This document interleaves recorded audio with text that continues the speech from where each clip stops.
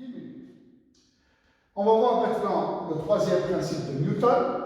La loi de Newton, c'est le principe d'action et de réaction. Si on a un système isolé, formé par deux particules, c'est-à-dire système isolé, il n'y a pas de force extérieure. S'il y a interaction, c'est entre ces deux particules M1 et M2. La quantité de mouvement de ce système est donc conservée. La quantité de mouvement M1, c'est P1 plus P2. Donc, P total est une constante, il est égal à P1 P2. Attention, P est constant, ça veut pas dire que les P1 et P2 sont constants. Mais la somme des variations est égale à 0. Donc, la quantité de mouvement de l'ensemble est constante. Donc, pendant l'intervalle de temps dt, la différence dt est égale à 0. Or, P est égal à P1 plus P2. Donc, on différencie dp1 plus dp2 qui est égal à dt est égal à 0. Donc, dp1 est égal à moins dp2. En divisant par dt, l'intervalle de temps, on a dp1 sur dt est égal à moins dp2 sur dt. Donc, la variation terminale est égale à moins la variation de l'autre par rapport au temps. Mais il y a interaction, que qu'entre M1 et M2. Donc, la variation de la quantité de mouvement F1, c'est dû à la force qu'applique 2 sur 1. Et la variation de la quantité de mouvement à la deuxième, c'est la force qu'applique la première particule sur la deuxième. Et donc, on a F de 1, F2 sur 1, c'est-à-dire la force appliquée par la deuxième particule sur la première particule est égale à moins la force qu'applique la première particule sur la deuxième. Et comme dans la relation Hamilton-Pena, nous mobilisons la même direction et le même module, mais les deux forces sont de sens contraire. C'est le principe de l'action et de la réaction. On va citer quelques exemples de forces. Nous parlons de la force d'interaction gravitationnelle. Donc, entre deux corps, même distants, très distants l'un de l'autre, à une distance d, il y a force d'attraction entre les deux. Force d'attraction, c'est-à-dire il y a interaction d'attraction entre les deux corps, M1 et M2. Donc, d'après le principe d'action et de réaction, F1 sur 2 est égal à moins F2 sur 1. Donc, le module de F1 sur 2 est égal au module de F2 sur 1. On appellera le module F. Donc, F est donné par G, la constante de gravitation universelle, G, fois la masse moularia, fois la masse tertiaire, sur la distance au carré en mètres. Donc, les masses sont en kilogrammes. G dans le système international, c'est expérimentalement trouvé, égale à 6,67, 10 puissance moins 11 dans le système international.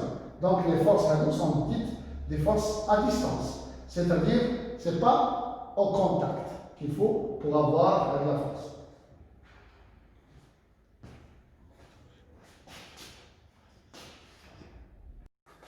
Maintenant, on va parler de frottement. Généralement, la notion de frottement, c'est entre deux corps en contact. Les deux corps peuvent être solides avec solide, solide liquide, liquide gaz ou la solide gaz. Maintenant, on va parler de frottement. La force de frottement. Généralement, on parle de force de frottement lorsqu'il y a mouvement. Mais cette idée n'est pas tout à fait juste. Il y a frottement même s'il n'y a pas mouvement. Alors, on va faire une petite expérience et puis faire des conclusions sur la force de frottement. Je vais pousser cette table. Alors, il y a un effort, je vais essayer de pousser. Allez, je pousse. Mais malgré que je pousse, à une fin, mais elle ne bouge pas. Si on fait un bilan de force, il y a le poids, il y a la réaction du sol, il y a la force de pousser, mais elle ne bouge pas. Et comme elle ne bouge pas, c'est que la somme des forces est égale à 0. C'est qu'il y a une force de frottement. Donc, il y a une force de frottement malgré que la table ne bouge pas. Et donc, si j'augmente la force, ça est une force, la force qui essaie de faire bouger, donc est égale à la force de frottement. Si j'augmente encore la force, elle est augmentée ou la force n'a pas, la table n'a pas bougé. C'est que la force de frottement a changé, a augmenté elle aussi. Donc la force de frottement n'est pas constante. Du moins, elle n'est pas constante lors de, dans le cas statique, alors que le mouvement, il n'y a pas. Mais alors, on pousse encore, on pousse et elle commence à bouger. Qu'est-ce qu'on sent? On sent lorsqu'elle commence à bouger, il y a un soulagement, c'est-à-dire il y a plus de facilité de la faire bouger lorsque la force est là. On a besoin de moins de force pour la faire bouger. Donc, la force de frottement, elle résiste et puis elle diminue subitement lorsqu'il y a mouvement. Donc, la force de frottement diminue. Alors, on va voir la force de frottement, elle dépend de... Toujours pour parler de force de frottement, on va faire une autre expérience. Alors, il y a une brosse qu'on met sur une table qui est presque horizontale. On fait incliner la table. Donc,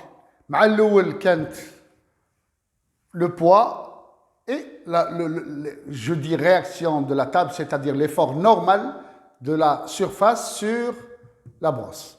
Maintenant, j'incline. Donc, il y a P qui se divise en P tangentiel, Px et Py normal.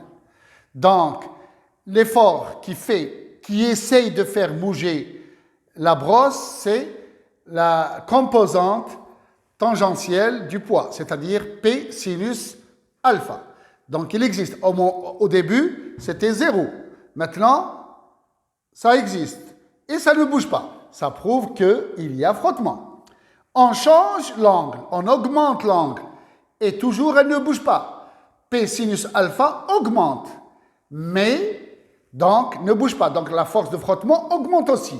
Donc, la force de frottement n'est pas constante. Elle dépend de quelque chose qu'on va essayer tout à l'heure de donner analytiquement la valeur. Alors, elle augmente, l'angle augmente, mais la brosse ne descend pas. Elle reste toujours statique. À un certain moment, pour un certain angle, un angle qu'on dit alpha maximal, la brosse commence à descendre. Donc, là, l'état critique. Après un certain moment, il y a donc l'état statique est rompu, il y a le glissement, donc dynamique. Et donc, il y a la force de frottement change carrément. Alors, à partir d'une certaine valeur de alpha, la brosse commence à descendre. Donc, toujours pas de mouvement, mais à un certain moment, elle descend. Donc, ça prouve qu'il y a une valeur et quand elle descend, la force de frottement ensemble, elle a diminué carrément. Alors, je reprends. Donc, l'expérience. Alors, à partir d'un certain angle, la brosse commence à glisser. J'ai gardé pratiquement l'angle hadak. Donc, si je dépasse l'angle avec une valeur importante, alors elle glisse.